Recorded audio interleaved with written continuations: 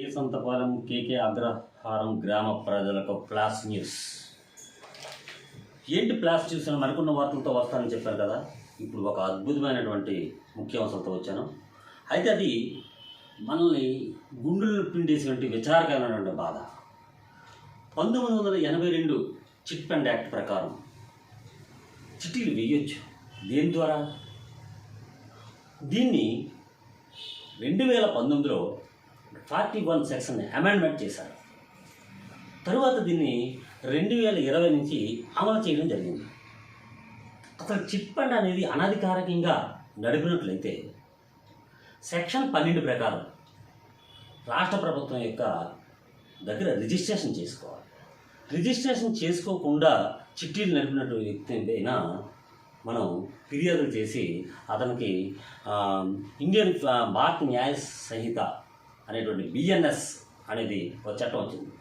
ఈ చట్టంలో ఇది పాతది ఇండియన్ పీనల్ కోడ్ 420లో కాకుండా ఇప్పుడు దాన్ని బిఎన్ఎస్ భారత న్యాయ సంహిత 316 ఏం చెప్తుందంటే, చీటింగ్ ఆర్థిక నేరాలకు పాల్పడిన వారికి 7 సంవత్సరాల జైలు శిక్ష మరియు ఫైన్ కూడా పడే అవకాశాలు ఉన్నాయి. అయితే మా దౌర్భాగ్యం ఏంటంటే, కే సంతపాలెం కేకే అగ్రహంలో ఒక 30 సంవత్సరాల ఇండస్ట్రీ అనే ఒక పెద్దతనం, చాలా పెద్దతనం. అతను 30 సంవత్సరాల నుంచి ఒకవైపు అతను ఏం చేస్తున్నాను అంటున్నాడు కానీ ఏం చెయ్యలేదనుకోవడమే మన యొక్క చాలా విచారకరమైనటువంటి సంఘటన.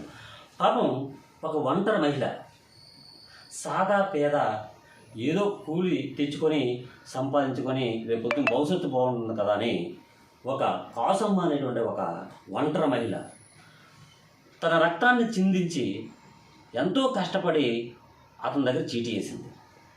ఈ చీటీని ఏం చేశాడంటే, ఆవిడ 6/1/2023లో చీటీ వేయడం జరిగింది. ఆ చీటీ 25 నెలలు చీటీ. అది మరలా 6/3/2025కి అది పూర్తి అయిపోయింది. 25 నెలలు చీటీ 5,000 నెలకు కట్టిన తర్వాత ఆవిడ పేరు మీదే బుక్కులు కూడా ఇవ్వడం జరిగింది. బుక్కులు ఇచ్చి సుమారుగా ఇప్పటి వరకు 6 నెలల నుంచి ఆవిడని నానా ఇబ్బందులు పెట్టి తిప్పిస్తున్నాడు కానీ ఒక్క రూపాయి లేదు. అది ఇలాగే చాలామంది చీటీ డబ్బులు ఎగ్గొట్టి చాలా ఇబ్బందులు పెడుతున్నారు అని మా పంచాయతీలో అనేక మంది ఫోన్ చేయడం జరిగింది. ఈవిడి పాపం 6 నెలల నుంచి ఎన్నోసార్లు అతని ఇంటికి వెళ్ళి అడగడం జరిగింది. ఇవ్వకపోగా నువ్వు దీనికి దిక్కుని చెప్పు అనేటువంటి పరుష పదజాలంతో ఆవిడ్ని ఇబ్బందుల పాలు కూడా చేస్తున్నాను. కాబట్టి నేను ఒకటే అడుగుతున్నా, నీకు ఇంతకుముందు ఇలాంటి చీటీలు వేసి ఒక వ్యక్తి దగ్గర వేస్తున్నప్పుడు ఒక రాజ్యాంగబద్ధమైన సంస్థ నీ ఇంటిని పైన దాడి చేసి ముట్టేట చేసింది. అప్పుడు కూడా ఏదో నీలో మార్పు వస్తుందని అప్పుడు కాళ్ళు ఏళ్ళు పట్టుకుంటే వదిలేయడం జరిగింది. అవునా కాదా? మరి మార్పు లేకపోగా ఇప్పటికీ కూడా నా పంచాయతీ కే సంతపాలెం కేకే అగ్రహారంలో ఎంతో మంది చీటీలు వేశారు. వాళ్ళని ఎందుకు ఇబ్బంది పెడుతున్నావు? నీ దగ్గర డబ్బులు లేవా? లేకపోతే దివాలా తీసావా? లేకపోతే ఉండి నాటకాలు ఆడుతున్నావా? ఎందుకు వాళ్ళు ఇబ్బంది పెడుతున్నావు? నీకు ఒకటే అమ్మా, నీకు కే సంతపాలెం యువకులందరూ కూడా నీ వెనకాతలు ఉన్నారు. నీ డబ్బులు నీకు వచ్చే వరకు నువ్వు ఒకటే ధైర్యంగా అనకాపల్లి సూపరింటెండెంట్ ఆఫ్ పోలీస్ గారికి ఫిర్యాదు ఇస్తే అది డిఎస్పీ గారికి వస్తుంది. డిఎస్పీ గారు మన లోకల కే సంతపాలెం ఎస్ఐ గారికి సిఐ ద్వారా వస్తుంది. వెంటనే ఇమీడియట్ యాక్షన్ ఉంటుందమ్మా. నువ్వు ఒక్క ఫిర్యాదు ఇస్తే చాలు. నీలాంటి బాధితులందరూ బయటకు వస్తున్నారు. కానీ ఎవరైనా ఒక అడుగు ముందుకు వేసి అతనిపై ఫిర్యాదు చేస్తే 7 సంవత్సరాల జైలు గ్యారంటీ. ఇది బెయిల్, కోర్టు బెయిల్ తప్ప స్టేషన్ బెయిల్ కూడా లేదు. రండి, తరించండి. మీరు మీ నష్టపోయినటువంటి సొమ్మును, మీ డబ్బు అది, మీరు కష్టపడి సంపాదించిన డబ్బుని కాబట్టి మీరు సాధించుకోండి. మీ వెనకాతల మీ కే సంతపాలెం యువత చాలామంది, ఒక యువ సైన్యం ఉంది. వాళ్ళు మీకు తోడ్పాటు సహపాటు సహకరిస్తాను. ఇంకపోతే కే సంతపాలెంలో ఒక సంఘటన, ఇది చాలా ముఖ్యం. యువత జాగ్రత్త గుర్తుంచుకోండి. మనం ఎలాంటి నాయకులు ఎన్నుకున్నాం విన్నాళ్ళు మనం ఎందుకు ఒక బానిసలుగా బతికాం? ఇప్పుడైనా కళ్ళు తెరవండి.